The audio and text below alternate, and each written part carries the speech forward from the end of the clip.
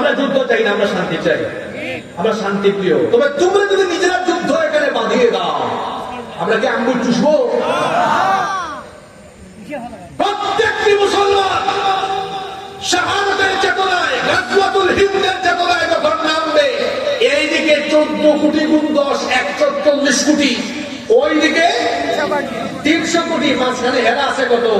100 কোটি। আপনারা কি আপনাদের এলাকায় পাটা বুতাই বলেন নাকি? না শিল পাটা বলেন?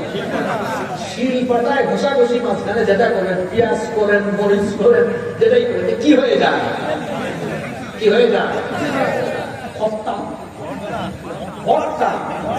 শিল পাটায় যেমন মাঝখানে যাও পরে তো একদম ভর্তা হয়ে যায়।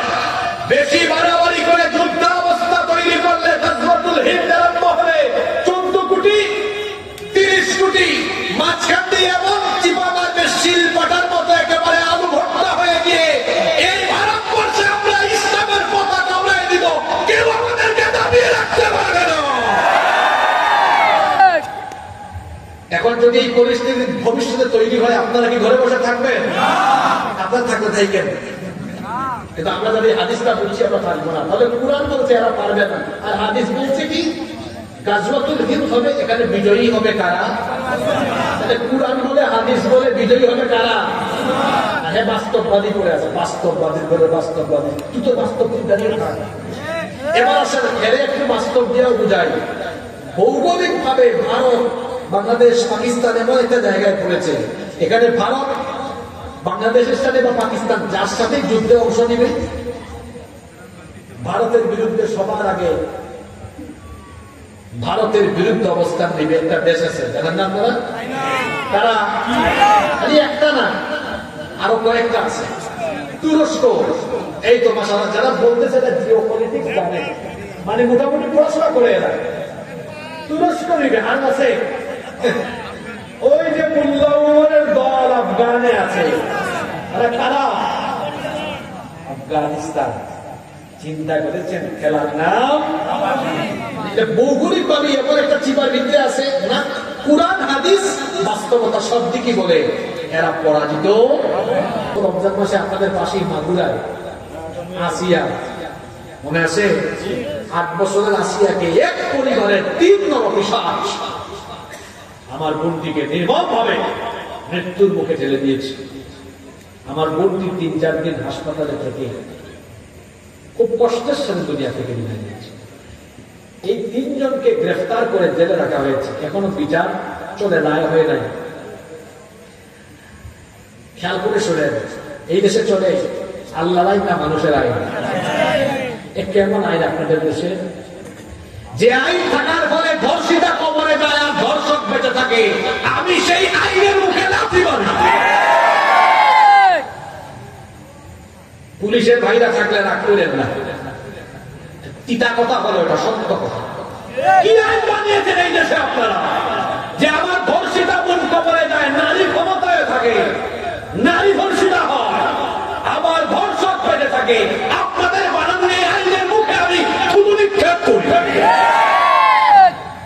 যদি আল্লাহর কোরআনের আইন থাকতো তাহলে ম্যাজিস্ট্রেট রায় দিতেন, কোরআনে তো ধর্ষকের শাস্তি হলো সরাসরি মৃত্যুদণ্ড, তাও গোপনে না গো, জেলখানায় না, ওপেনলি। চুয়াডাঙ্গায় হয়েছে, চুয়াডাঙ্গা সার্কিট হাউসের সামনে, নইলে বড় কোনো মসজিদের সামনে বা বড় কোনো মাঠের সামনে ধর্ষককে প্রকাশ্যে যদি মৃত্যুদণ্ড দেওয়া হয়, এরা ধর্ষণের বিচার থেকে চুয়াডাঙ্গার সবগুলা চরিত্রহীন লম্পট তারের মতো সুদা হয়ে যাবে। তাহলে নারীর ক্ষমতায়ন দিয়ে আর কপালে টিপ দিয়ে দাজ্জালের অনুসারী দাজ্জালীয় নারীরা নারীর ক্ষমতায়নের কথা বলতে বলতে এরা হয়রান হয়ে যাবে। এই দেশে নারীর অধিকার প্রতিষ্ঠা হবে না। নারীর অধিকার প্রতিষ্ঠা করতে হলে মানুষের তৈরি করা আইনকে বন্ধ বসা করে নিক্ষেপ করে আল্লাহর কোরআনের আইনকে পার্লামেন্ট পর্যন্ত নিয়ে যেতে হবে। আজকে এখানে যদি কোরআনের মাহফিল নামে বাংলাদেশের যে কোনো রাজনৈতিক দলের রাজনৈতিক সভা বা অনুষ্ঠান হতো, আর বক্তব্যের শুরুতে তারা যদি তাদের নেতা আর নেত্রীদের প্রশংসা করত, ফায়দা কি মানুষের হতো না ওই নেতা নেত্রীর হতো? আমাদের দেশের মানুষ বুঝে না, আপনি যখন কারোর প্রশংসা করেন সে খুশি হয়, কিন্তু আমরা যখন আল্লাহর প্রশংসা করি তখন ফায়দাটা আল্লাহর হয় না, ফায়দা আমাদেরই হয়। লা ইন শাকারতুম লা আযীদান্নাকুম, যখন তোমরা শুকরিয়া করো আমি তখন তোমাদেরকে নিয়ামত আরো বাড়িয়ে দিই। সুবহানাল্লাহ। তাইলে মানুষের প্রশংসা করলে আমার লাভ নাই, আল্লাহর প্রশংসায় লাভ কার? জোরে বলেন, আল্লাহর প্রশংসায় লাভ কার? এই জন্য যেখানে সেখানে স্লোগান বন্ধ করে, মানুষের নামে স্লোগান বন্ধ করে সব সময় স্লোগান দিবেন আল্লাহর নামে, জিকির করবেন কার? সম্মানিত চুয়াডাঙ্গাবাসী, আজকের এই মাহফিলে আসতে পেরে আপনারা খুশি না বেজার? আপনারা যারা আসতে পেরেছেন আপনারা অত্যন্ত সৌভাগ্যবান। কারণ যারা ঘর থেকে দিন শিক্ষার উদ্দেশ্যে বের হয়, তারা যখন মাটিতে পা ফেলে, তাদের কদম, তাদের পা তখন মাটিতে আর লাগে না।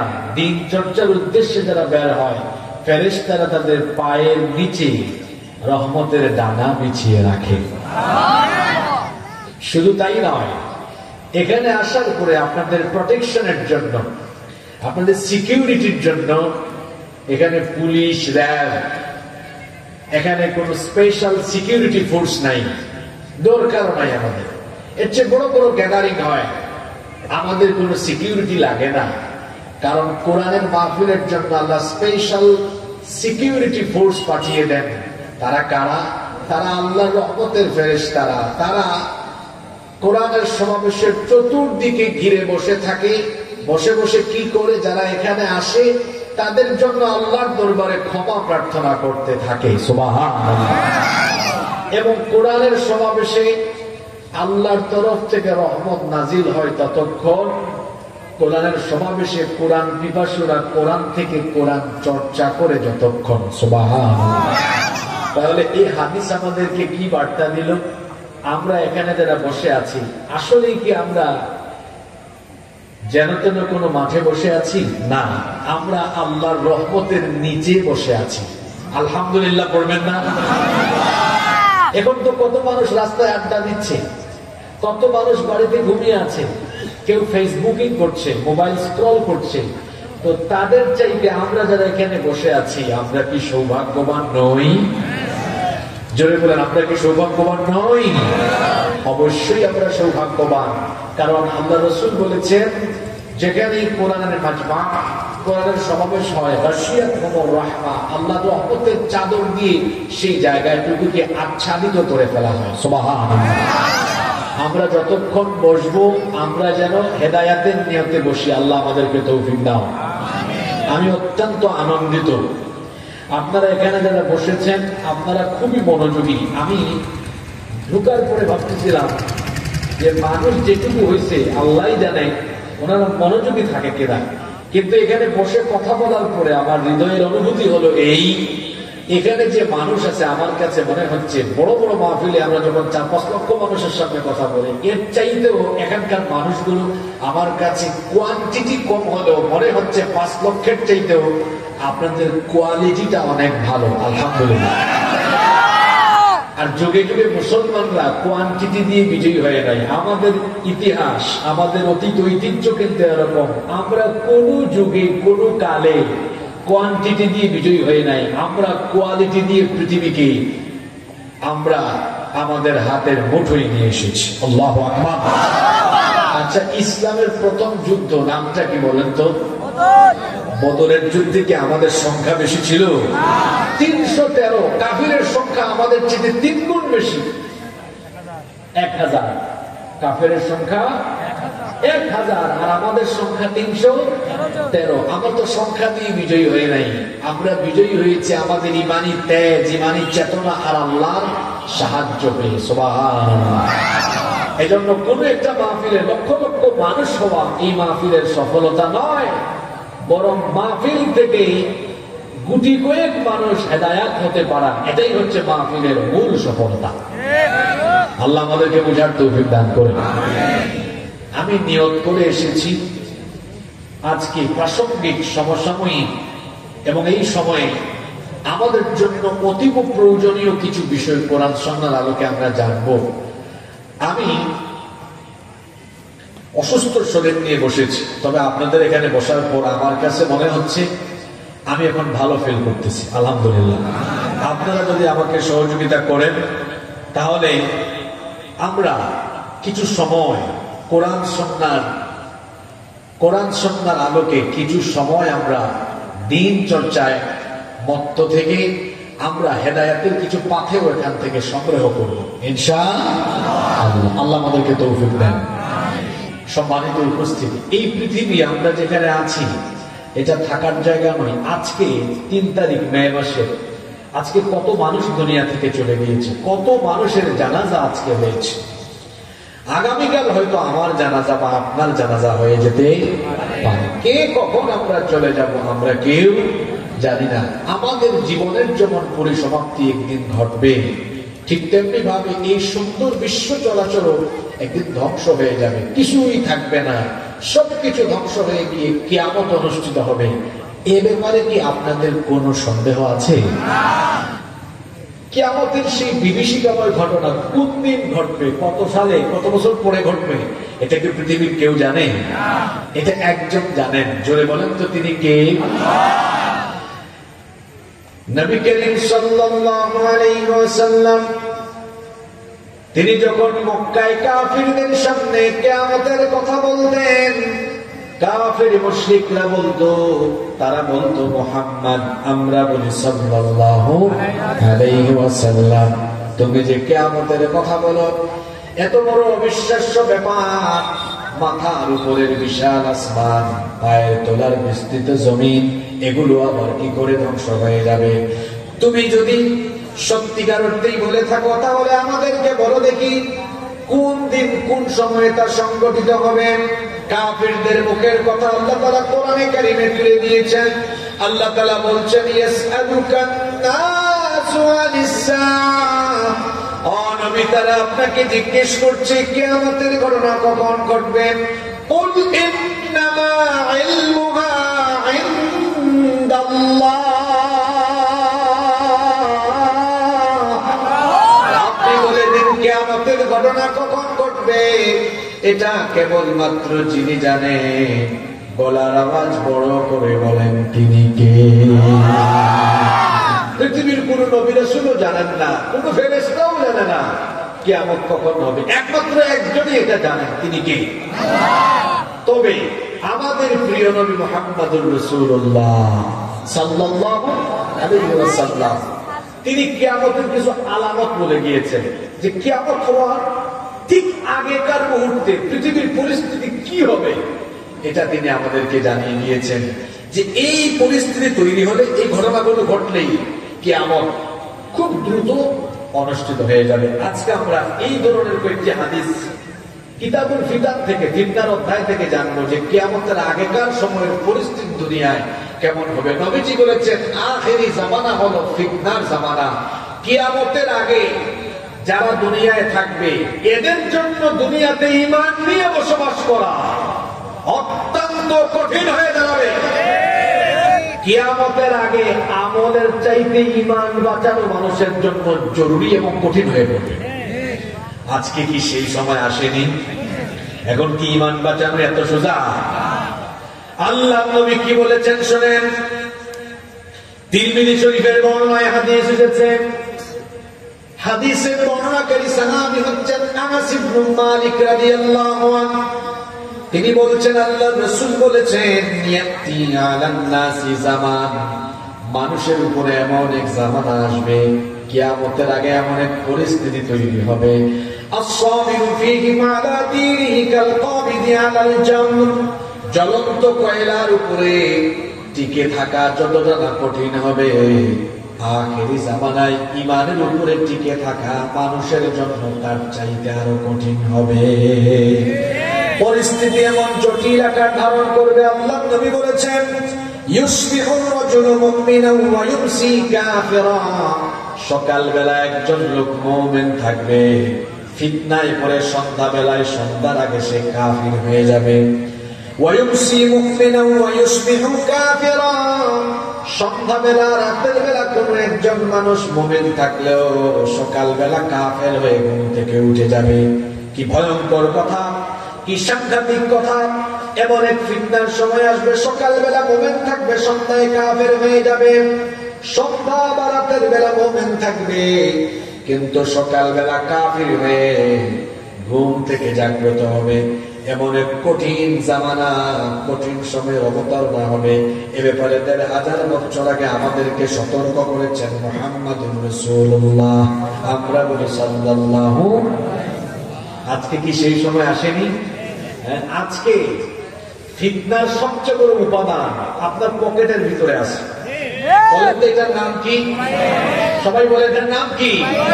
আপনি সকালবেলা ছিলেন মুমিন, সন্ধ্যার আগে এই পকেটে থাকার জিনিসটাই আপনাকে একেবারে ধ্বংসের খাদে, ধ্বংসের অতল গহ্বরে নিপতিত করে ফেলবে। আহারে কত যুবক এই মোবাইল ফোনের অপব্যবহার করে, ইন্টারনেটের অপব্যবহার করে জিনার সাগরে ডুব দিয়ে তার ক্যারিয়ার, তার চরিত্র, তার স্বাস্থ্য, তার জীবনকে ধ্বংসের এবং জাহান্নামের কিনারে নিয়ে গিয়েছে। কত সংসার ভেঙে গিয়েছে মোবাইল ফোনের পরকীয়ায় আর জিনা ব্যভিচারে। নষ্ট হয়ে যাচ্ছে সবকিছু। আপনাদের কষ্ট হচ্ছে? এখানে যে চাচাদের বয়স, আজকে মাহফিলে চাচারা কম, কিছু কিছু চাচা আছেন। আমার এই সম্মানিত বাবার বয়সী চাচারা যারা এখানে আছেন, তারা যখন আমাদের বয়সে ছিলেন ইয়াং, বড়জোর রাত ৮টা কি সর্বোচ্চ ৯টা পর্যন্ত তারা সজাগ থাকতে পারতেন। কারণ সজাগ থাকবে কি দিয়া, জিনিস তো নাই কিছু, ঘুমাই যেতেন। কারণ ওনারা যখন আমাদের বয়সে ছিলেন, ওনাদের ঘরে টেলিভিশন ছিল না, ওনাদের ঘরে ডিশ ছিল না। কি বাবারা ছিল? আপনারা আমাদের বয়সে যখন ছিল, বাবারা ছিল, ডিশ নাই, টেলিভিশন নাই, মোবাইল নাই, ওয়াইফাই নাই, ইন্টারনেট নাই। না থাকে ভালো ছিল, একদিকে ওনাদের স্বাস্থ্যটা ভালো ছিল, ঘুম ভালো ছিল, খাদ্যাভ্যাস ঠিকঠাক ছিল। ওনাদের ঘুমটা হয়তো আর্লি, একদম ৮টা-৯টা ঘুমায় যেতেন, ফজরের আগে উঠতেন। এখনকার পরিস্থিতি কি দেখেন তো, প্রত্যেকের ঘরে টিভি আছে, ডিশ আছে, মোবাইল আছে, ওয়াইফাই তো ঘরে ঘরে, একদম এখন ঘরে ঘরে না, রুমে রাউটার। এখন এটা থাকার ফলে কি হয়েছে দেখবেন, ২২, ২৩, ২৪ বছর ছেলেদের চুল পাকে, ওর গাল ভেঙে হাড্ডির চিপার ভিতরে ঢুকে গিয়েছে। ওর দিনের বেলা যখন রাস্তায় হাঁটে ফার্মের মুরগির মতো মনে হয় করে যাবে। ওর যৌবন চিপায় চাপায় শেষ, ধ্বংস হয়ে গিয়েছে। ও রাত ৩টা-৪টা পর্যন্ত মোবাইলে তাহাজ্জুদ পড়ে, ৩টা-৪টা পর্যন্ত মোবাইলে তাহাজ্জুদ পড়ে, এমনকি সারা রাত কেটে যায় মোবাইলের নেশায়। তাদের সকাল হয় দুপুর ১টা। এগুলো তো অবাস্তব কথা, জোরে বলেন অবাস্তব। এর ফলাফল কি হয়েছে? স্বাস্থ্য শেষ, সৌন্দর্য শেষ, ক্যারিয়ার শেষ, জীবন শেষ, চরিত্র শেষ।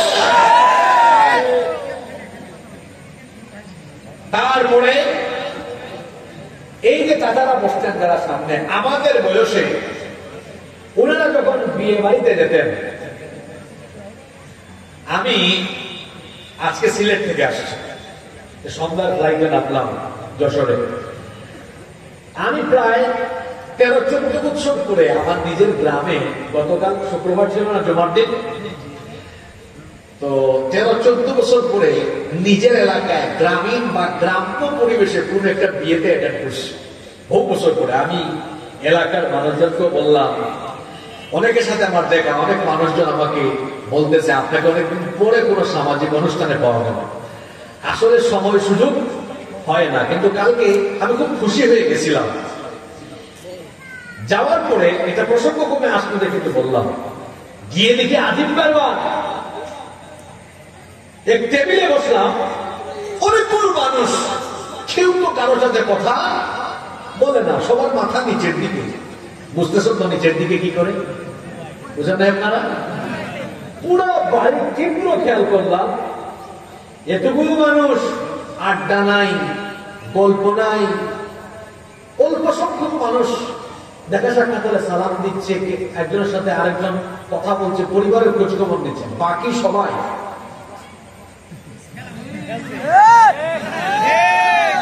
অথচ বাবা আপনারা যারা বসছেন, আপনারা আজ থেকে 20-30 বছর আগে একটা বিয়ে বাড়িতে বা সামাজিক কোন অনুষ্ঠানে জিয়াফত হয় না? আপনারা কি বলেন? জিয়াফত বলেন নাকি? চট্টগ্রামে তো মেজবান বলেন, আপনারা দাওয়াত বলেন। তো কোন দাওয়াতে বিয়ে বাড়িতে গেলে মানুষ গুলগুল হয়ে বসতো না? জিজ্ঞেস করতো, ভাই আপনার ছেলে কি খবর, ওই যে ঢাকা ইউনিভার্সিটিতে পড়ে, ভাই আপনার না একটা মেয়েকে বিয়ে দিলেন গত বছর, তার কি ছেলে মেয়ে হয়েছে কেন? একজন আরেকজনের খোঁজ খবর নিত।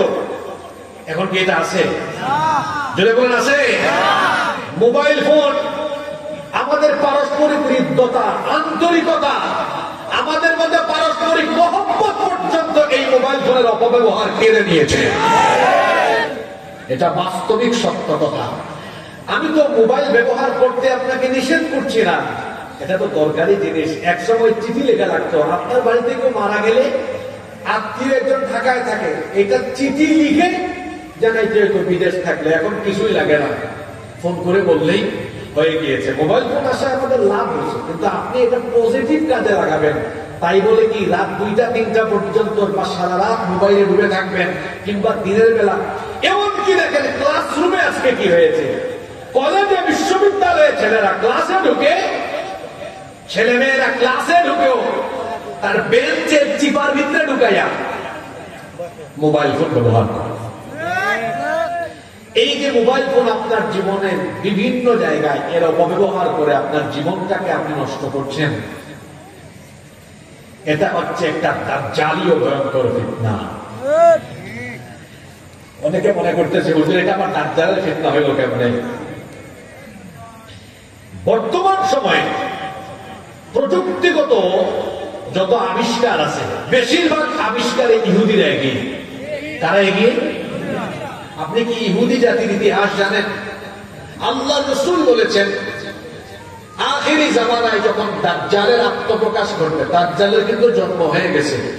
দাজ্জালের কি হয়ে গেছে? কথা শুনতেছেন আমার? রসুলের জামানায় দাজ্জাল ছিল। রসুলের জামানায় কি ছিল?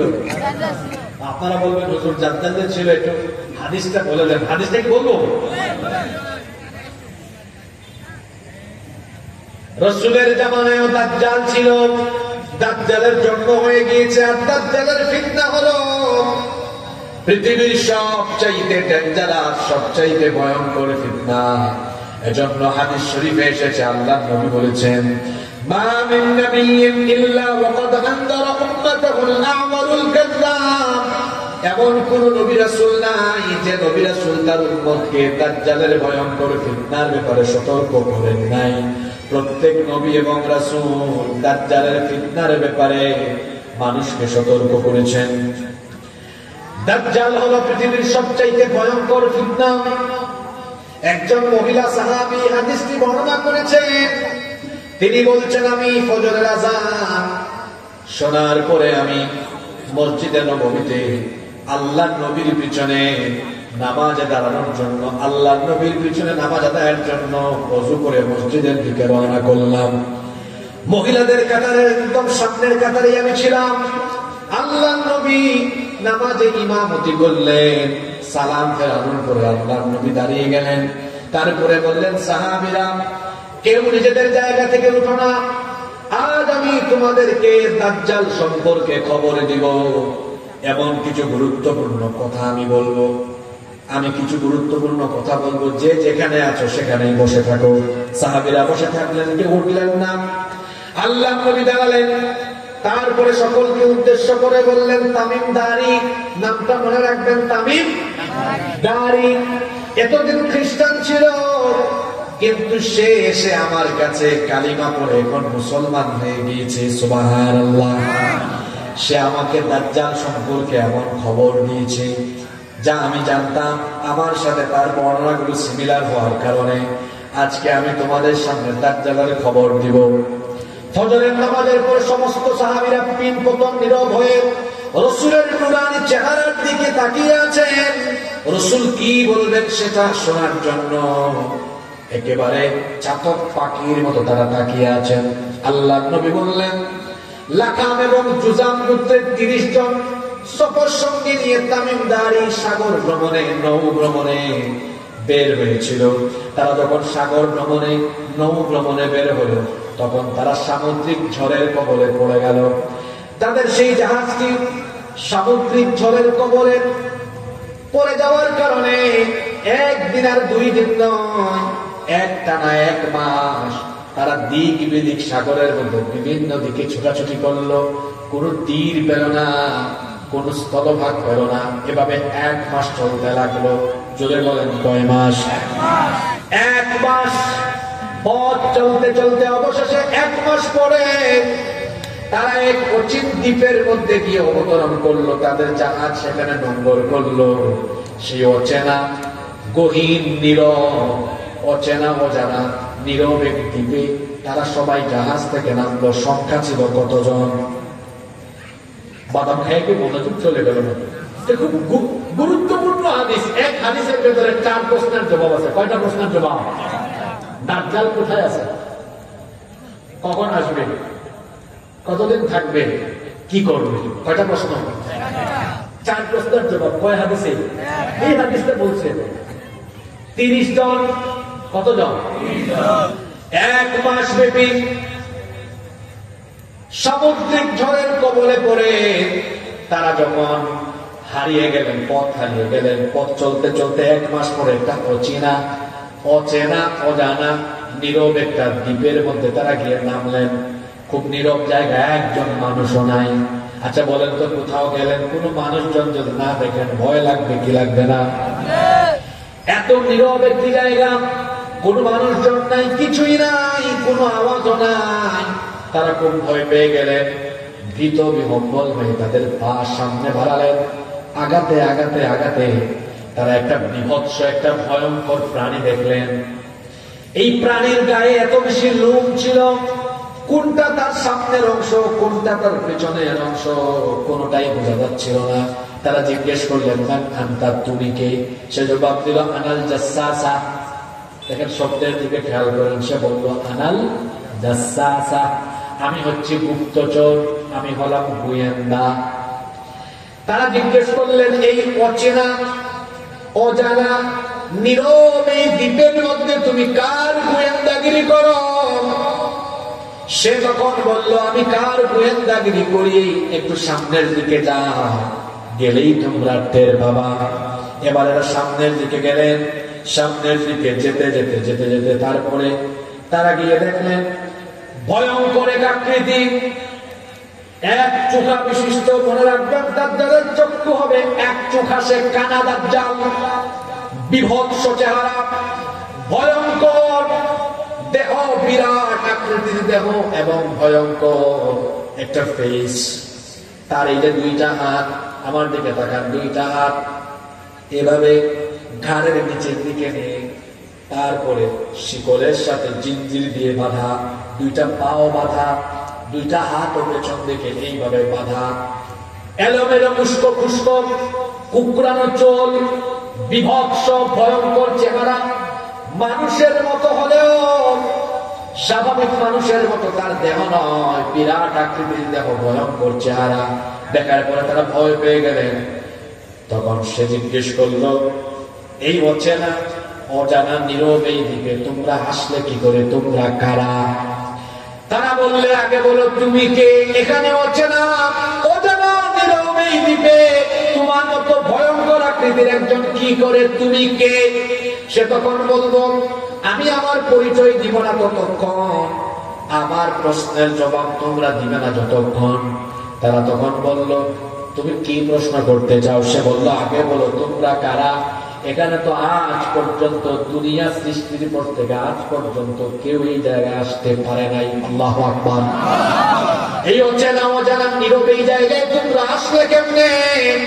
তারা বললেন, আমরা কেমনে আসছি আমরাও জানি না। আমরা তো সাগর গমনে বের হয়েছিলাম সামুদ্রিক ঝড়ের কবলে পড়ে 1 মাস তখন পথ চলতে চলতে দিশেহারা হয়ে তারপরে এখানে আজকে আমাদের জাহাজ নোঙ্গর করলো, তারপরে আমরা নামলাম। সে তখন বলল, তোমরা কারা, তোমাদের পরিচয় তো তোমরা ভালো করে দাও নাই। তারা বললো, আমরা আরবের মানুষ। যখন সে শুনলো তারা আরবের মানুষ, সে তখন বলল, যেহেতু তোমরা আরবের মানুষ সেহেতু তোমরা আমাকে 3টা প্রশ্নের জবাব আগে দাও, এরপরে আমি তোমাদেরকে আমার পরিচয় দিব। জোরে বলেন কয়টা প্রশ্ন? আস্তে বলবেন না, জোরে বলেন কয়টা প্রশ্ন? তারা বললেন ঠিক আছে, প্রশ্নের উত্তর দিব। সে তখন বললো, আচ্ছা বলো তো, 3টা প্রশ্ন করার আগে আমি আগে একটা বিষয় জেনে নিই, যেহেতু তোমরা আরবের মানুষ, বলো তো দেখে আরবে একজন নবী আসার কথা ছিল, তিনি কি আসছেন নাকি? তারা বললো না, কিন্তু তুমি টের পাইছো কেমন? আমি তো সবই জানি। সে বলল, তিনি এখন কোথায় আছেন? তারা বললেন, তিনি হিজরত করে মক্কা থেকে মদিনায় গিয়েছেন। সে বলল, তার সাথে কি কাফিরদের যুদ্ধ হয়েছে নাকি? তারা বললেন, হ্যাঁ, বদরের যুদ্ধ হয়েছে। সে জিজ্ঞেস করলো, কারা বিজয়ী হয়েছেন? তখন তারা বললেন, মুহাম্মাদুর রাসূলুল্লাহ সাল্লাল্লাহু আলাইহি ওয়াসাল্লাম বিজয়ী হয়েছেন। সে বলল, হ্যাঁ, এমনটাই তো হওয়ার কথা। এরা বললেন, দেখো তুমি কে? তোমাকে তো আমরা চিনি না। তখন সে বলল, আমার পরিচয় আমি তোমাদেরকে দিব পরে, আগে তোমরা আমাকে 3টা প্রশ্নের জবাব দাও। জোরে বলেন কয়টা প্রশ্ন? 1 নম্বরে সে বলল, বলো তো বাইসান সম্পর্কে আমাকে খবর দাও। বাইসান হলো বিরাট একটা শহর। তারা বলল, বাইসানের কোন খবর তুমি জানতে চাও? সে বলল, বাইসানের খেজুর বাগানের খবর বলো। বাইসানের খেজুর বাগানে খেজুর গাছে কি এখনো খেজুর ধরে নাকি? তারা বললেন, হ্যাঁ, বাইসানের খেজুর বাগানে এখনো খেজুর গাছে খেজুর আসে, মানুষ খেজুর খায়, বিক্রিও করে। 2 নম্বর প্রশ্ন সে করল, জুগারের ঝর্ণার কি খবর?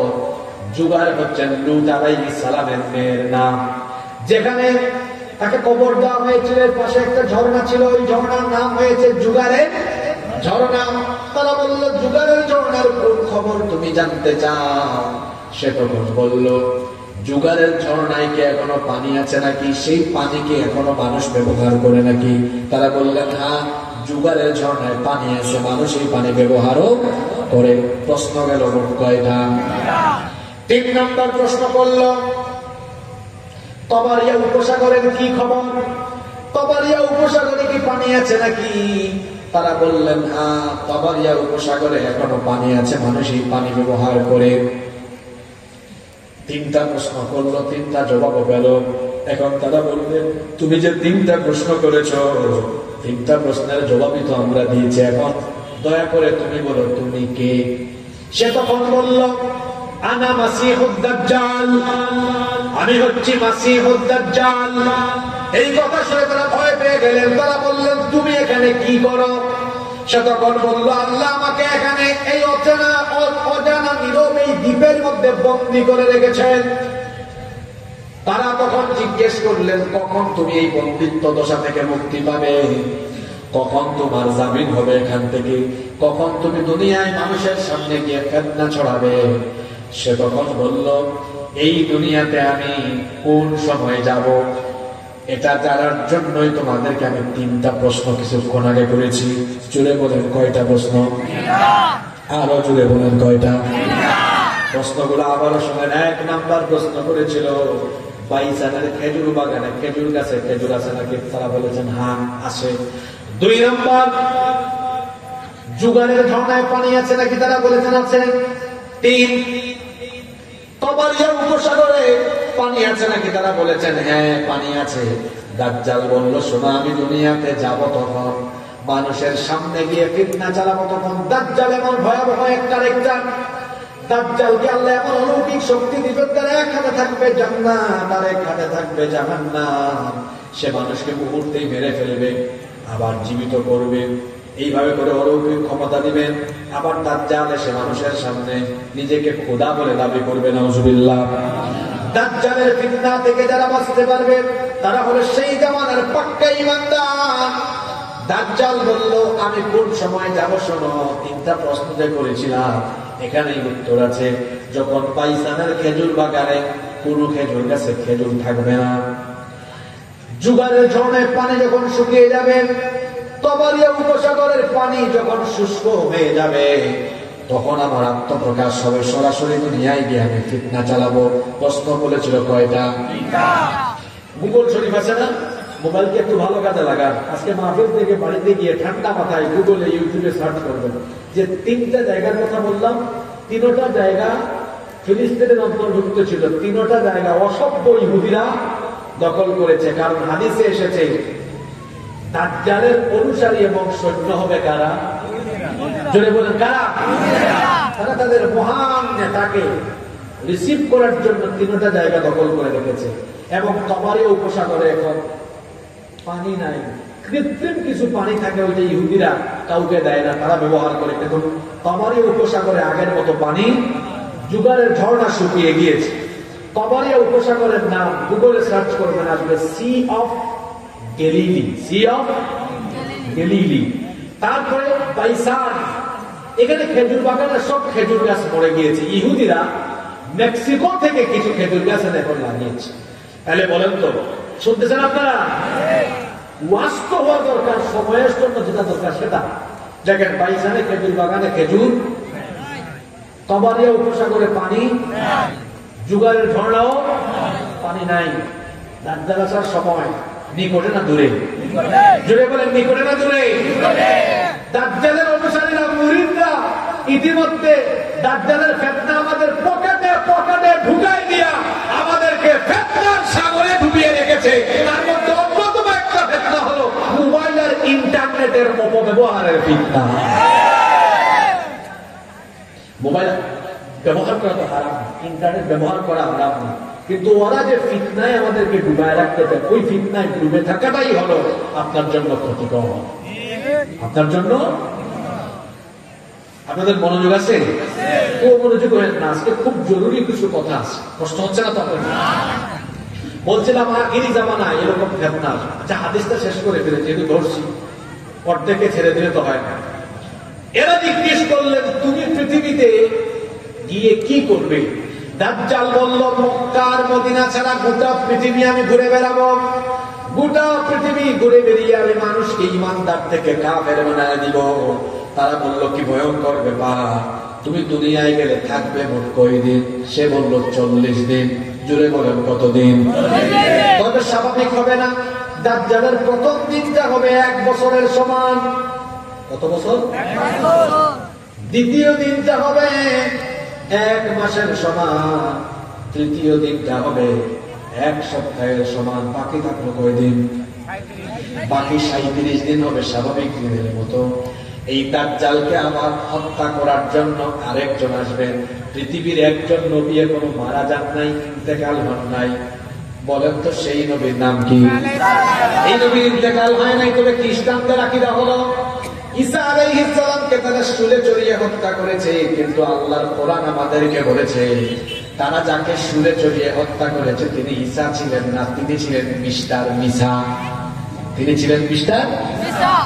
ঘটনা ছিল এইরকম, ঈসা আলাইহিস সালামকে হত্যা করার জন্য তারা যখন গেল, ঘরের চারপাশ গিয়ে ঘিরে ফেললো। ঈসা নবীকে আল্লাহ তাআলা তখন ওই ঘর থেকে আসমানে উঠায় হেফাজত করেছেন। আল্লাহু আকবার। এবার এরা ঘরের ভিতর ঢুকলো। ঢোকার পরে ঈসা নবীকে খুঁজে আল্লাহ কামটা কি করলেন দেখেন। এই সৈন্যদের ভেতরে একজনকে আল্লাহ ঈসা নবীর সূরত দিয়ে দিলেন। আল্লাহর জন্য এটা কঠিন না সহজ?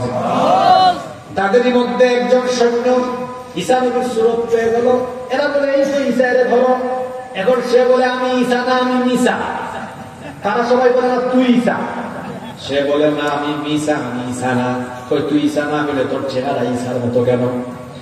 কি বলো, আমি তো তোমাদের সাথে ঢুকলাম। আসলে এই পরিস্থিতি তৈরি করে দিয়েছেন কে? ওই তাদেরই একজন সৈন্যকে আল্লাহ ঈসা নবীর সূরত দিয়েছেন। তারা ওইটাকে ধরে নিয়ে শুলে চড়িয়ে হত্যা করেছে। কিন্তু বলেন তো যাকে তারা হত্যা করেছে তিনি কি আসল ঈসা নাকি? ঈসা নবীকে আল্লাহ আসমানে হেফাজত করেছেন, উঠায় নিয়েছে। তিনি দুনিয়াতে আসবেন। দাজ্জাল পৃথিবীতে এসে তখন ফিতনা চালাবে। দাজ্জালকে হত্যা করার জন্য সিরিয়ার দামেস্কের পূর্ব দিকের সাদা গম্বুজওয়ালা একটা মসজিদে ইমাম মাহদী আলাইহিস সালাম ফজরের নামাজে ইমামতির জন্য যখন এগিয়ে আসবেন, ইকামত হবে, তিনি ইমামতির জায়গায় যাবেন। যখন যেতে থাকবেন ঠিক ওই সময়ে ওই দামেস্কের পূর্ব দিকের সাদা গম্বুজওয়ালা মসজিদে ফজরের নামাজের ঠিক আগ মুহূর্তে দুইজন ফেরেশতার কাঁধের উপরে ভর করে ঈসা নামে ওই মসজিদে অবতরণ করবে। ইমাম মাহদী আলাইহিস সালাম বলবেন, আসেন আহলান ওয়া সাহলান, নামাজে ইমামতি করেন। তিনি বলবেন, না, আপনি মুসলমানদের খলিফা, আপনি ইমামতি করেন। তিনিও পিছনে মুসল্লি হয়ে দাঁড়াবেন। নামাজ শেষে তিনি ইমাম মাহদী আলাইহিস সালামকে পাশে রেখে বক্তব্য রাখবেন, আল্লাহ আমাকে পাঠিয়েছেন দাজ্জালকে কতল করার জন্য। দাজ্জালকে কতল করার জন্য সেই দিন তিনি তার বাহিনী নিয়ে যাবেন। হাদিস শরীফে এসেছে দুই শ্রেণীর জন্য আল্লাহ তাআলা জাহান্নামের আগুনকে হারাম করে দিয়েছেন। ইসাবাতান মিন উম্মতি আরাযাহুম আল্লাহু মিনান নার। দুই শ্রেণীর জন্য আল্লাহ জাহান্নামের আগুন হারাম করে দিয়েছেন। ইসাবাতান মিন উম্মতি, এই হাদিসটি নাসাই শরীফে এসেছে। বর্ণনাকারী সাহাবী হচ্ছেন সাওবান রাদিয়াল্লাহু আনহু। তিনি বলছেন, আল্লাহর নবী বলেছেন, ইসাবাতান মিন উম্মতি আহরাযাহুম আল্লাহু মিনান নার। আমার উম্মতের দুইটা দলকে আল্লাহ তাআলা জাহান্নামের আগুন থেকে মুক্তি দিয়েছেন, তাদেরকে আল্লাহ জান্নাত দিয়ে দিবেন। সুবহানাল্লাহ। ওই দুই দলে থাকার দরকার আছে না নাই? এক নম্বরে আল্লাহর নবী বললেন, ইসাবাতুন তাকজুল হিন্দ, একটা শ্রেণী হলো যারা হিন্দুস্তানের বিরুদ্ধে যুদ্ধ করবে, আর আরেকটা হচ্ছে ইসাবাতুন তাকুনু মা ঈসা ইবনে মারইয়াম আলাইহিস সালাম। আখিরি জামানায় যখন ঈসা নবীকে আল্লাহ পাঠাবেন, দাজ্জালকে কতল করার জন্য তিনি যখন আসবেন, তার সাথী, তার সৈনিক, তার বাহিনীতে তার সাথী হিসেবে যারা থাকবে, আল্লাহ তাদেরকেও জাহান্নামের আগুন থেকে নাজাত দিয়ে দিবে। আচ্ছা বলেন তো, যে দুইটা দলকে আল্লাহ জাহান্নাম থেকে মুক্তি দিবেন, আমাদের জন্য এই দুই দলে থাকার সুযোগ কি চলে গিয়েছে না আছে? ঘুমায় গেলাম নাকি? বর্তমান পৃথিবীর পরিস্থিতি নিয়ে ওয়াজ হচ্ছে এখন। এই দুই দলে থাকার সুযোগ আছে কিনা? আদেশটা শুনছেন কিনা? এক নম্বর দল কারা? হিন্দুস্তান। কি হাদিসটা বুঝেন? হিন্দুস্তানের যুদ্ধে শহীদ হওয়া না, হিন্দুস্তানের যুদ্ধে অংশ নিলেই জাহান্নাম মাফ, ডিরেক্ট বিনা হিসাবে জান্নাত। কথাটা বুঝেন? হিন্দুস্তানের বিরুদ্ধে যুদ্ধে অংশ নিলেই জাহান্নাম মাফ, বিনা হিসাবে জান্নাত। সুবহানাল্লাহ পড়বেন না? তার মানে রাসূল ১৫০০ বছর আগে জানতেন হিন্দুস্তানে কিয়ামতের আগে একটা ভয়ঙ্কর রকমের মালহামা, একটা যুদ্ধ হবে, যেটার নাম গাজওয়াতুল হিন্দুস্তানের যুদ্ধ। এটা হবে, রাসূল জানতেন। এবং বর্তমানে আমাদের পাশের দেশের এরা যা শুরু করেছে, আমার মনে হয় তারা নিজেরাই যুদ্ধের পরিস্থিতি ধীরে ধীরে তৈরি করতে যাচ্ছে। পাকিস্তানের সাথে এখন ভারতের যুদ্ধাবস্থা। কাশ্মীরের ইস্যু নিয়ে দুই দেশের মধ্যে এখন চরম উত্তেজনা বিরাজমান। আবার গত বছরের ৫ আগস্টে তারা আমাদের দেশে তাদের সেবাদাস, তাদের তাবেদারদের পতনের পরে বাংলাদেশের ব্যাপারেও তারা কেমন জানি একটা আচরণ শুরু করেছে। আরএসএস এর গুন্ডা, গুজরাটের কসাই নরেন্দ্র মোদী আর তার আশেপাশের অমিত শাহ আর আরো কিছু উগ্রবাদী চরমপন্থী সন্ত্রাসী ব্যক্তিবর্গ যেভাবে উস্কানিমূলক কথাবার্তা বলে। এই যে পশ্চিমবঙ্গে একজন আছে শুভেন্দু, নাম শুনছেন আপনারা?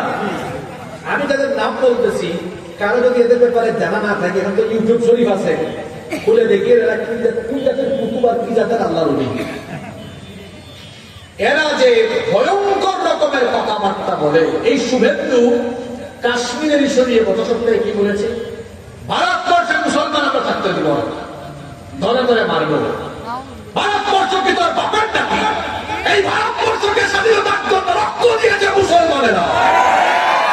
দিল্লি সফর করে আসেন যান, আমি নিজে গিয়েছি। আমি ভারতে কয়েকবার গিয়েছি। 2019 সালের পরে আর যাই না, এয়ারপোর্টে আটকায় দিয়েছি। হেরেস করেছে, অন্যায় ভাবে বন্দি করে রেখেছে কয়েক ঘন্টা, পরে বছর ছেড়ে দিয়েছে। এরপর থেকে আর যাই না। অনেক ইন্ডিয়া থেকে ওনাকে ফোন করে বলে আমাদের দেশে মাহফিলে আসেন না কেন? আপনাদের দেশে আসতাম কেন? আসতেই তো দেয় না। তো বলছিলাম, দিল্লিতে যাবেন, ইন্ডিয়া গেট আছে। ভারতের স্বাধীনতার জন্য যারা জীবন দিয়েছে দেখবেন, ওখানে গেলে নাম আছে কারা কারা জীবন দিয়েছে। আপনি দেখবেন বেশিরভাগ নাম পাবেন মুসলমান। ভারতের ইতিহাস আপনাকে জানতে হবে। এই ভারতকে মুসলমানরা 750 বছরের বেশি সময় শাসন করেছে। এরপরে কারা? East India company. তারপরে 47-এ ভাগ হয়ে যাওয়ার পরে দ্বিজাতিক তত্ত্বের ভিত্তিতে ভাগ হলো হিন্দুস্তান, পাকিস্তান। 47 থেকে নিয়ে বর্তমান সময় পর্যন্ত এদিকে হইল 53 বছর, এদিকে 25 বছর, কত হইল? 78 বছর। এই 78 বছর দেশ চালায় ভারত হিন্দুরা। 78 বছর ধরে ভারত চালায় কারা এখন? আপনারা এই ইতিহাসগুলো যুবক ভাইরা জানেন। গত 78 বছর ধরে ভারত শাসন করে কারা? এর আগে ব্রিটিশ, তার আগে 750 বছর কারা?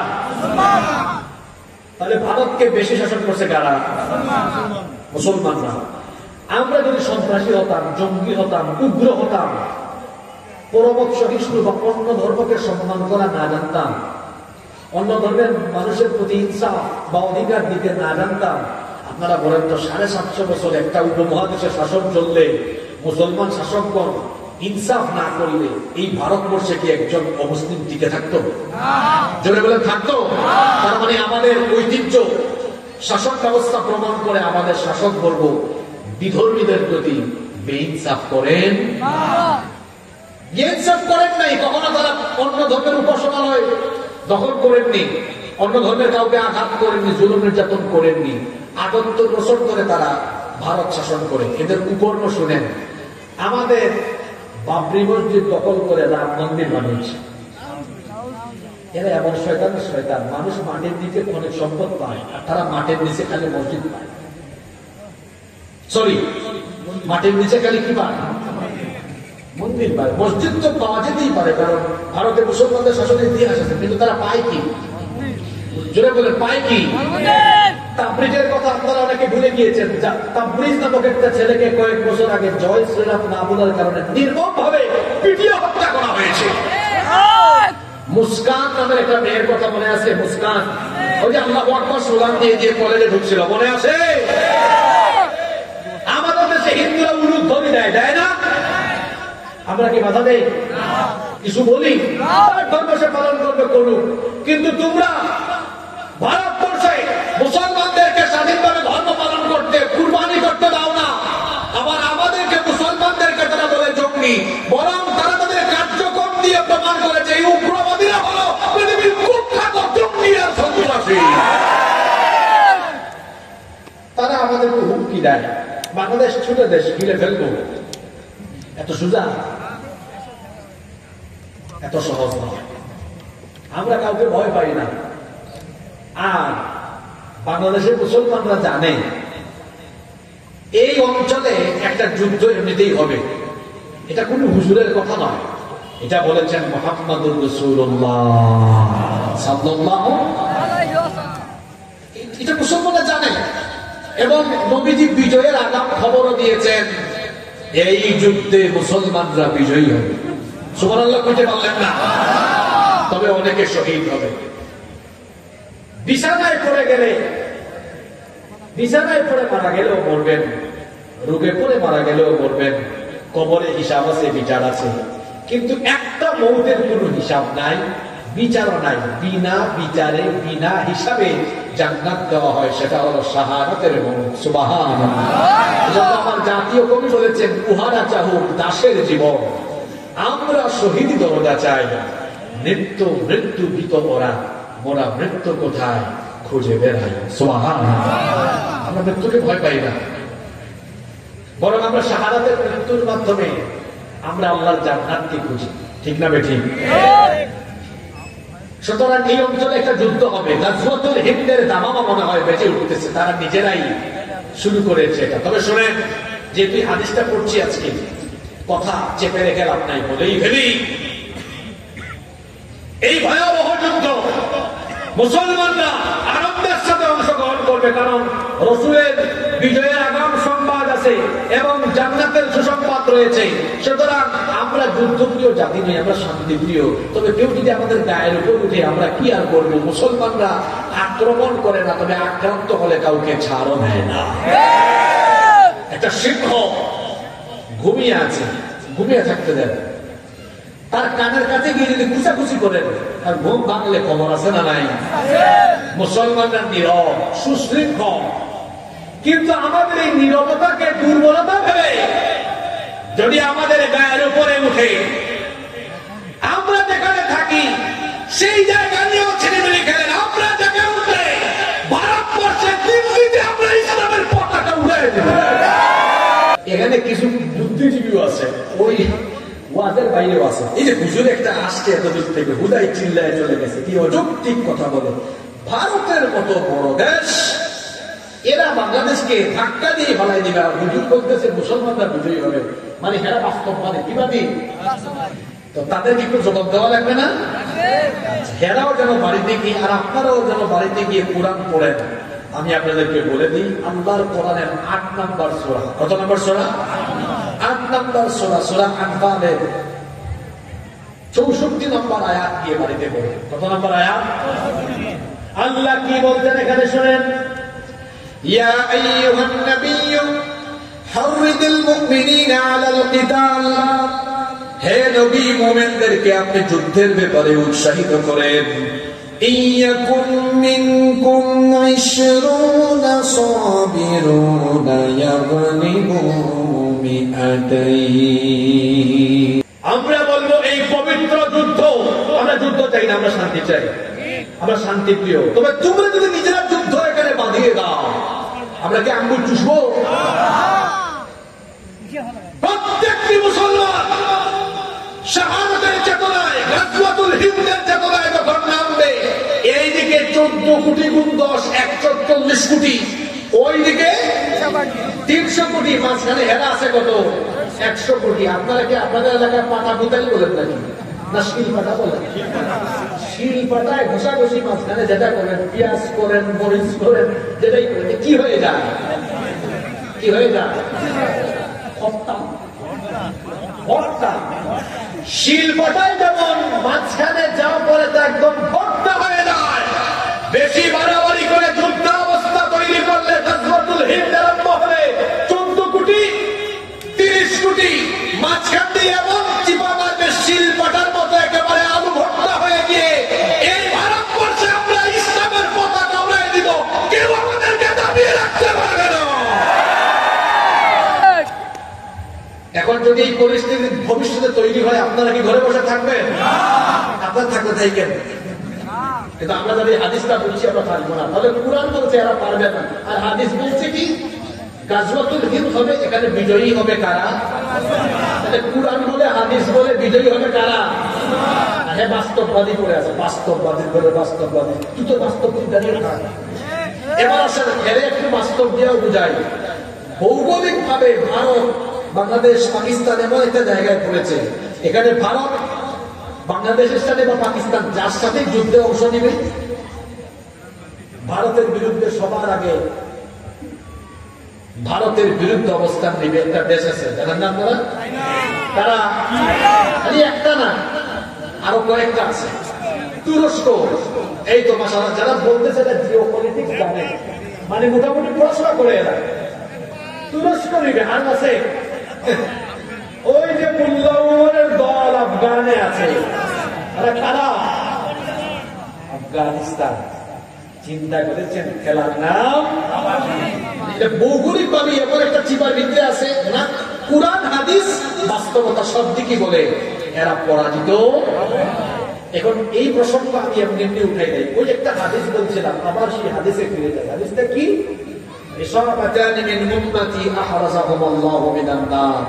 আমার উম্মতের কয়টা দলকে আল্লাহ জাহান্নাম থেকে মুক্তি দিবেন?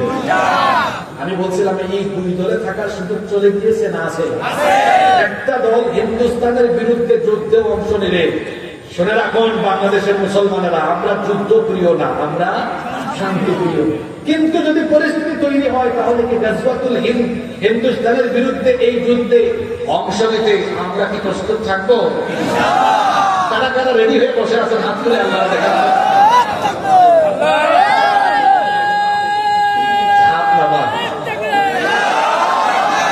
আজকে আপনাদের মাহফিলের স্টেজে ওঠার 5 মিনিট আগে মোবাইল ফোন হাতে নিয়েছিলাম, তো তখন দেখি কলকাতায় বিক্ষোভ হচ্ছে। কোথায়?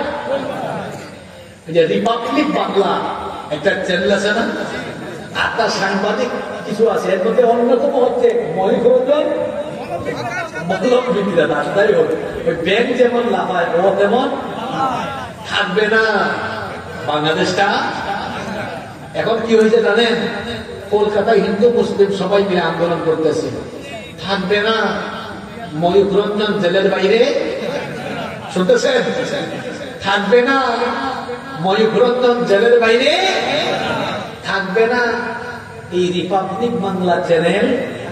মানে বুঝেন নাই? এই চ্যানেল বন্ধ, আর এর গ্রেফতারের জন্য এখন খুব ভারতবর্ষে কি হচ্ছে? আন্দোলন হচ্ছে। কারণ তাকে বলা হচ্ছে সাম্প্রদায়িক দাঙ্গা এবং উস্কানির মূল হোতা। তো তার নামটা এখানে আমি আনলাম কেন? এই ব্যাকরণ বেশিরভাগ সময় বাংলাদেশের বিরুদ্ধে বিষাদাকার উস্কানি ছড়া।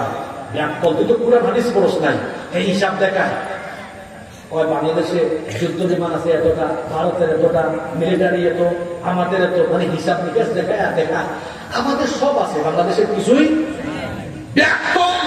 তোদের সব আছে, আমাদের কিছু নাই। এটা তোর ধারণা, কিন্তু আমাদের কাছে এমন জিনিস আছে এটা তোদের কাছে। বলেন তো সেটা কি? আবার বলেন সেটা কি? আমাদের ঈমান আছে, তোদের কাছে ঈমান নাই। আমরা ঈমান নিয়ে দাঁড়ালে আমাদেরকে মোকাবেলা করার কোন শক্তি দুনিয়াতে আছে না। আমাদের ঈমান নিয়ে দাঁড়ালে আমাদেরকে পরাভূত করার মতো কোন শক্তি দুনিয়ায়। আবার আমরা হাদিসে ফিরে যাই। একদল যারা হিন্দুস্তানের বিরুদ্ধে যুদ্ধ অংশ নেবে, আরেক দল যারা ঈসা নবীর সাথী হবে। আজকে ওয়াজ শুরু করছিলাম কোন জায়গা থেকে মনে আছে? যে শেষ জামানায় কিয়ামতের আগের মুহূর্তটা হবে কিসের জামানা? ফিতনার জামানা। আর এই ফিতনার মূল হোতা হবে মিষ্টান। জোরে বলেন মিষ্টান। আর দাজ্জালের আত্মপ্রকাশের আগে দাজ্জালের হয়ে দুনিয়াতে দাজ্জালীয় কাজ, দাজ্জালীয় ফিতনা আঞ্জাম দিবে দুনিয়ার নিকৃষ্ট। জোরে বলেন কারা? সেই ইহুদিরা কি আজকে ফিতনা আমাদের পকেটে ঢুকাইছে? জোরে বলেন ঢুকায় নাই? ঈসা নবী আসবেন, তার সাথে যারা সাথী হবে, সৈন্য হবে, তাদেরকে আল্লাহ বিনা বিচারে বিনা হিসাবে জান্নাত দিবেন। আমরা জানি না আমরা বেঁচে থাকতে থাকতে এই পরিস্থিতি আসে কিনা। আসলে ঈসা নবীর সৈন্য হতে কারা কারা রাজি আছেন? আল্লাহকে দেখেন। আল্লাহ আপনি হাতগুলা দেখেন আর আপনি সাক্ষী থাকেন। হাত নামার আমরা ঈসা নবীকে পাই আর না পাই, আর গাজওয়াতুল হিন্দ পাই আর না পাই, আজকে যে আমরা মাহফিলে এসে তামান্না দেখাইছি, তামান্নাটা আছে না? একটা হাদিস কোট করে আমরা আল্লাহর দরবারে আসলে একটা দোয়া করি। হাদিসটা আগে শুনুন। আল্লাহ নবী বলেছেন, মান সাআলাল্লাহু আশ-শাহাদাতি বিসিদকিন বাল্লাগাহুল্লাহু মানাজিলাশ শুহাদা'i ওয়া ইম্মা তা'আলা ফিরাশি। আল্লাহ নবী বলেছেন, যদি কারো দিলের মধ্যে, অন্তরের মধ্যে শাহাদাতে তামান্না থাকে, শহীদ হওয়ার আকাঙ্ক্ষা থাকে, সেই ব্যক্তি যদি শহীদ না হয়েও মারা যায়, অন্তরের মধ্যে তামান্না থাকার কারণে সেই লোকটা বিছানায় বা রোগেও মারা গেলে আল্লাহ তাকে শাহাদাতের মর্যাদা দিয়ে দিবে। আল্লাহ দুইবার এখানে যারা হাত তুলছে, তোমার ফেরেশতারা ছবি তুলে রাখছে, এই হাতগুলো তুমি কবুল করে নিও। আমরা যদি দাজ্জালকেও না পাই, হিন্দুস্তানের এই যুদ্ধও যদি না পাই, আমাদের তামান্না ছিল তুমি সাক্ষী থাকো, এই তামান্নার কারণে তুমি আমাদেরকে শাহাদাতের মর্যাদা দান করে দাও। যারা আমিন বললো না, আপনাদের যদি কোনো আকাঙ্ক্ষা নাই, তাহলে চিৎকার করে বলেন আমিন। কষ্ট হচ্ছে আপনাদের? আমি যদি আর 10-12 মিনিট কথা বলি আপনারা রাগ করবেন? আমি একটা টপিক ধরলাম, এটা ফিনিশিং দিব না? ফিনিশিং তো দেওয়া দরকার, আপনি মাঝ করে তো শেষ করতে পারবেন না। তো বলছিলাম এটা ফিতনার জামানা। কিসের জামানা? এখানে চলবে এবং দাজ্জালীয় ফিতনা। আর দাজ্জালীয় আরেকটা ফিতনা হলো নারীর ফিতনা। হাদিসে এসে যেখানে আলেমরা বসে আছে, দাজ্জালের অনুসারীদের বেশিরভাগ হবে নারীরা। কারা? আমার দেশেও কিন্তু দাজ্জালের মুহিত কিছু নারী ঢুকে গেছে। আপনারা কি দেখছেন কিনা? দেখেন নাই? তারা এখন যৌন কর্মীদেরকে শ্রমিকের মর্যাদা দিতে চায়। ঠিক না? বলেন নাউজুবিল্লাহ। আপনারা একটু মনোযোগী হয়ে শোনেন। আমাদের দেশে যারা এই কাজে একবার চলে গিয়েছে, যৌনকর্মী যারা, এরা ফিরে আসার ওয়ে খুঁজে, পথ খুঁজে, কিভাবে আমি ফিরে আসতে পারি। আপনি ফিরে আসার পথ না দেখায়া আপনি সরকারের কাছে প্রতিবেদন দিচ্ছেন, দাবি করতেছেন যে এদেরকে শ্রমিকের মর্যাদা দেন। কথা মনোযোগ দিয়ে শোনেন। তার মানে বোঝাই যাচ্ছে যারা যৌনকর্মীদেরকে শ্রমিকের মর্যাদা দিতে চায়, আমার কেন জানি মনে হয় এদের প্রত্যেকেরই এক একটা প্রস্টিটিউশন ইন্ডাস্ট্রি রয়েছে। কথা বুঝেন নাই? চাচারা আসেন একটু বাংলায় বলি, যারা নারীদেরকে যৌনকর্মী বানায় এদেরকে শ্রমিকের মর্যাদা দিতে চায়, নিশ্চিত হতে পারে এদের প্রত্যেকের পতিতালয় আছে। নইলে তারা কেন নারীদের সম্মান না দিয়ে নারীদেরকে কেন যৌনকর্মী হিসেবে শ্রমিক বানাতে চায়? এটা কি নারীকে সম্মান দেওয়া না বেইজ্জত করা? যেটা বলেন সম্মান করা না বেইজ্জত করা? আর এদেরকে দেখছেন টকশোতে যখন বসে, দেখলেই তো তার লজ্জা লাগে। শুনতেছেন আপনারা? বর্তমান দুনিয়ায় চলে কি ফিতনা? ঘুমাই বসে আমি তো কবরস্থানে বাস করে নেব। দাজ্জালীয় ফিতনা। কি ফিতনা? জোরে বলেন কি ফিতনা? আমি তো পুরান হাদিস দিয়ে বলতেছি। আগের হাদিসটা কি বলছিলাম? দাজ্জালের বেশিরভাগ অনুসারী হবে কারা? ইহুদিরা এবং নারীরা। এই দাজ্জাল তার কিছু নারী অনুসারী বাংলাদেশেও পাঠিয়েছে। তারা এখন ডক্টর মোহাম্মদ ইউনূসকে তারা এখন বলতেছে যে আমাদের নারীদের মধ্যে যৌনকর্মী যারা, এদেরকে শ্রমিক হিসেবে মর্যাদা দান করে। অথচ তারা বলা উচিত ছিল যে যে সকল নারীরা এই কাজে চলে গিয়েছেন তাদেরকে ফিরায় এনে তাদের উত্তম চাকরি বাকরি কর্মসংস্থানের ব্যবস্থা করা। এটা না বলে বলছে কি যৌনকর্মীদেরকে শ্রমিক হিসাবে ঘোষণা দেন। নাউযুবিল্লাহ।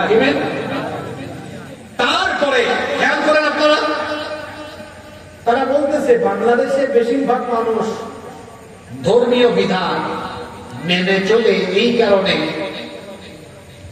বিবাহ শাদী, বিবাহ বিচ্ছেদ বা ঘরের মধ্যে, পরিবারের মধ্যে কোরআনের আইন মেনে চলা হয় বলে এই দেশের নারীদের প্রতি বেশি জুলুম আর বৈষম্য হচ্ছে। কথাটা কি সত্য?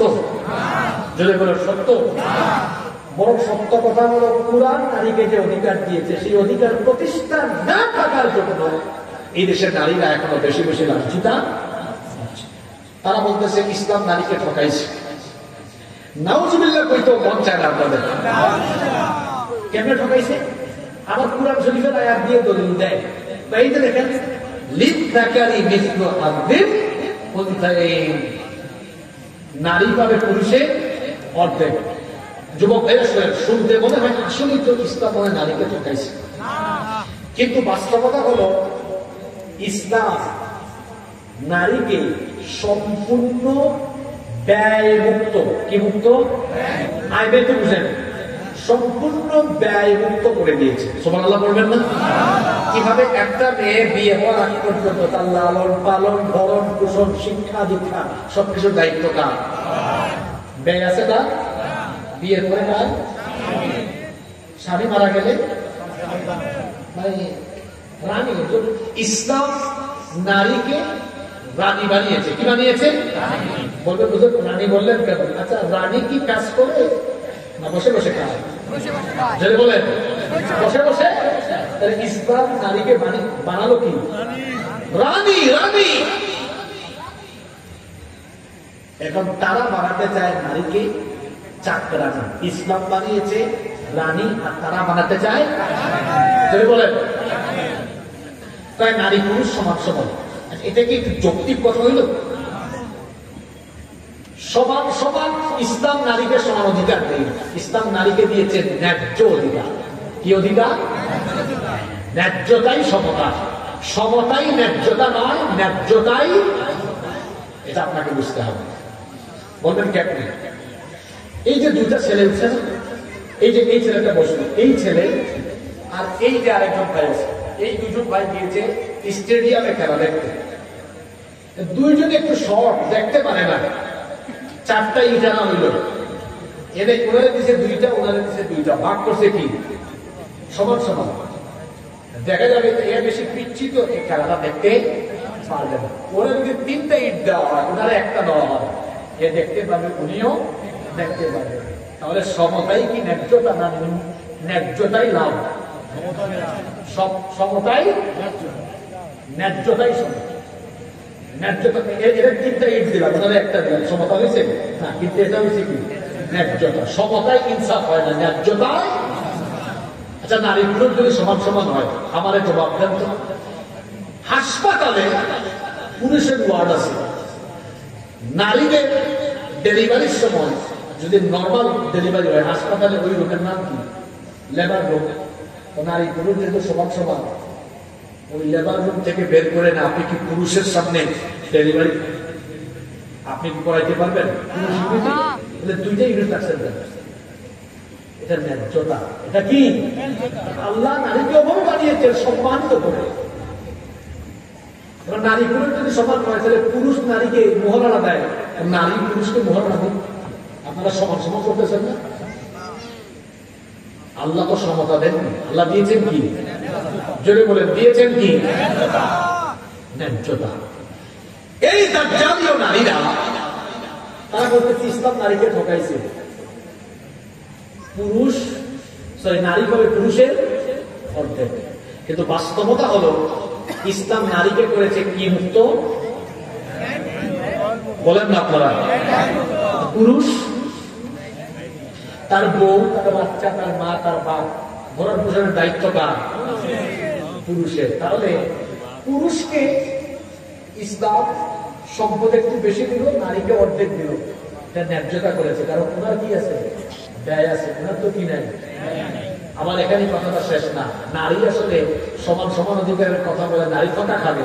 নারীকে তো আল্লাহ সমান দেন নাই, বেশি দিয়েছেন। উনি ওনার বাপ থেকেই পাইছেন, শেষ। আর ওনার ওয়াইফ বাবা থেকে পাইছে, ওনার থেকে মুহারনা পাইছে, আবার ওনার থেকে পরে সম্পদ পাবে। তাহলে নারী পায় এক জায়গা থেকে না কয়েক জায়গা থেকে? কয়েক জায়গা থেকে। আর পুরুষ পায়, তাহলে বলেন তো ইসলাম নারীকে ঠকাইছে না বেশি দিছে?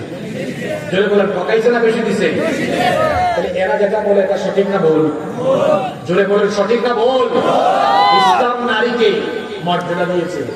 আপনারা খেয়াল করে শোনেন, এই দেশে নারী অধিকারের কথা তারা এত বলে, নারীর সম্মান তো তারা এখনো প্রতিষ্ঠা করতে পারে না। এই যে পিছনের হয়ে আমার দিকে থাকা, বাংলাদেশ স্বাধীন হয়েছে 1900 কততে? হিসাব করেন আমার সাথে। এখন 2000 কত বছর হয়েছে? 54 বছর। 54 বলেন তো, 54 বছরের মধ্যে দেশ চালাইছে পুরুষ বেশি না নারী বেশি? জোরে বলেন। আজকে কি মহিলা পেটে আছে নাকি? মামুনটাও শুনেন, আপনারা দেশ চালাইছেন বেশি। এই 54 বছরের মধ্যে বাংলাদেশ চালাইছে কারা বেশি? আসলে তো একটা হিসাব করি। জানেন নারীরা কত বছর চালাইছে? 34 বছর। সেই 1990 থেকে 2024, 34 বছর। মাঝখানে ফখরুদ্দিন, ইয়াজউদ্দিন, মঈনুদ্দিন এরকম কয়েকজন অল্প দিনের জন্য আসছিল। তো দেখেন 54 থেকে 34 বাদ দেন, বিয়োগ করে থাকে কত ভাই? 20। তাহলে পুরুষ চালাইছে দেশে কত বছর? আর নারী চালাইছে বলেন 90 সাল থেকে তো 2024 পর্যন্ত আল্লাহ রহম করছে, বহু বছর করে আমরা এই দেশে পুরুষ পাইছি, তাই না? 2 মহিলার গুতাগুতিতে আমরা জনগণ শেষ। আছে না 2 বেটি? এখন দেখেন আমরা পুরুষ মানুষ, আপনাকে তো বুঝাই আছি ভাই, আমরা মাত্র 20 বছর বাংলাদেশ চালাইছি, আর তারা চালাইছে কত বছর? শুধু তাই না, এত ক্ষমতা। সরকার প্রধানও নারী, বিরোধী দলীয় নেত্রীও, স্পিকারও। আবার এমনও সময় গিয়েছে স্বরাষ্ট্রমন্ত্রী নারী, পররাষ্ট্রমন্ত্রী নারী, শিক্ষামন্ত্রীও তাইলে বাংলাদেশে নারীর ক্ষমতা কম ছিল না বেশি ছিল? নারী বেশি ক্ষমতায় থাকার পরেও বাংলাদেশে কি নারীরা এখনো পরিপূর্ণ ইনসাফ ভিত্তিক অধিকার, সম্মান, মর্যাদা পেয়েছে? জোরে বলে পেয়েছে? কেন পাইনি? তার কারণ হলো 54 বছরের মধ্যে 54টি বছর এবং মহিলারাও মাঝখানে 34 বছর দেশ চালিয়েছে মানুষের আইনে। মানুষের তৈরি করা আইন দিয়ে নারীর অধিকার, সম্মান প্রতিষ্ঠা করা যাবে না। আল্লাহর কোরআনের আইন দিয়ে দেশ না চালালে নারী তার অধিকার কখনো ফিরে পাবে না। আসেন, নারী প্রধানমন্ত্রী থাকা সত্ত্বেও নারী ধর্ষক বাংলাদেশে হইতে হয়। কথা বলেন না কেন? হইতে হয় নাই। হওয়ার পরে ধর্ষিতা কবরে চলে গিয়েছে, ধর্ষক বেঁচে আছে, জেলে গেছে, জামিন নিয়েও বের হয়েছে। এরকম নজির বাংলাদেশে আছে না? এখনো দেখেন আছে। কিন্তু মহিলাদের আমলে হয় নাই, কিন্তু দেখাই আমাদের আইনটা কেমন, মানুষের বানানো আইন। এই যে গত রমজান মাসে আপনাদের পাশেই মাগুরায় আসিয়া, মনে আছে? 8 বছরের আসিয়াকে এক পরিবারের 3 নরপিশাচ আমার বোনটিকে নির্মম ভাবে মৃত্যুর মুখে ঠেলে দিয়েছে। আমার বোনটি 3-4 দিন হাসপাতালে থেকে খুব কষ্টের সাথে দুনিয়া থেকে বিদায় নিয়েছে। এই 3 জনকে গ্রেফতার করে জেলে রাখা হয়েছে, এখনো বিচার চলে, রায় হয়ে নাই। খেয়াল করে শুনেন, এই দেশে চলে আল্লাহর আইন না মানুষের আইন? কেমন আইন আপনাদের দেশে? যে আইন থাকার ফলে ধর্ষিতা কবরে যায় আর ধর্ষক বেঁচে থাকে, আমি সেই আইনের মুখে লাথি মারি। পুলিশের ভাইরা থাকলে রাগ করেন না, তিতা কথা বলে, ওটা সত্য কথা। কি আইন বানিয়েছেন এই দেশে আপনারা যে আমার ধর্ষিতা বোন কবরে যায়, নারী ক্ষমতায় থাকে, নারী ধর্ষিতা হয়, আবার ধর্ষক বেঁচে থাকে? আপনাদের বানানো এই আইনের মুখে আমি শুধু নিক্ষেপ করি। যদি আল্লাহর কোরআনের আইন থাকতো তাহলে ম্যাজিস্ট্রেট রায় দিতেন। কোরআনে তো ধর্ষকের শাস্তি হলো সরাসরি মৃত্যুদণ্ড, তাও গোপনে না গো, জেলখানায় না, ওপেনলি। চুয়াডাঙ্গায় হয়েছে, চুয়াডাঙ্গা সার্কিট হাউসের সামনে, নইলে বড় কোনো মসজিদের সামনে বা বড় কোনো মাঠের সামনে ধর্ষককে প্রকাশ্যে যদি মৃত্যুদণ্ড দেওয়া হয়, একটা ধর্ষণের বিচার থেকে চুয়াডাঙ্গার সবগুলা চরিত্রহীন লম্পট তারের মতো সুদা হয়ে যাবে। তাহলে নারীর ক্ষমতায়ন দিয়ে আর কপালে টিপ দিয়ে দাজ্জালের অনুসারী দাজ্জালীয় নারীরা নারীর ক্ষমতায়নের কথা বলতে বলতে এরা হয়রান হয়ে যাবে। এই দেশে নারীর অধিকার প্রতিষ্ঠা হবে না। নারীর অধিকার প্রতিষ্ঠা করতে হলে মানুষের তৈরি করা আইনকে বন্ধ ভাষা করে নিক্ষেপ করে আল্লাহর কোরআনের আইনকে পার্লামেন্ট পর্যন্ত নিয়ে যেতে হবে।